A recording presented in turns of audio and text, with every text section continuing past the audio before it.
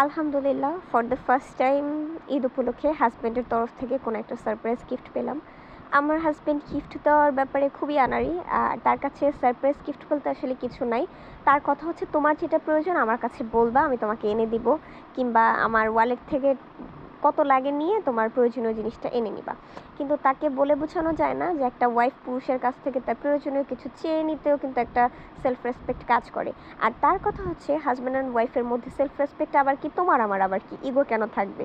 কিন্তু আমি তাকে কিছুতেই বোঝাতে পারি না। কিছু কিছু মেয়ে আছে যারা নাকি নিজের বাবার থেকেও প্রয়োজনীয় জিনিসটা আবদার করে নিতে পারে না। এই আশায় থাকে যে তার প্রয়োজন বুঝে তাকে কিছু একটা দিবে বা নিজে থেকে গিফট দিবে, সারপ্রাইজ গিফট যাকে বলে। সেটা হোক যাই না কেন, নিজের পছন্দ অনুযায়ী কিছু দিবে। তো এই প্রথমবার সে তার পছন্দ মতো, হয়তো তার ভালোই লেগেছিল, এজন্য অনলাইন থেকে একটা ড্রেস গিফট করে আমার জন্য এনেছিল।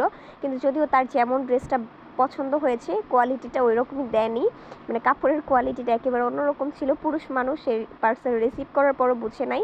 তো বাসায় আনার পর আমি তাকে বললাম যে দেখেন, যে আমার কাপড়ের কোয়ালিটি, মানে সেটা যেটা পছন্দ করেছিল খুবই হাই কোয়ালিটির ছিল, কিন্তু এখানে ধরিয়ে দিয়েছে নর্মাল সুতির। কিন্তু পায়জামা এবং ওভারঅল ওড়নার কাপড়ের কোয়ালিটিটা খুবই ভালো লেগেছিল। কিন্তু আফটারঅল প্রথমবার মতো সে কেনাকাটা করেছে, আর যেহেতু এটা অনলাইন থেকে করেছে, তাই আমি খুবই স্যাটিসফাইড, আমার খুবই ভালো লেগেছে আলহামদুলিল্লাহ।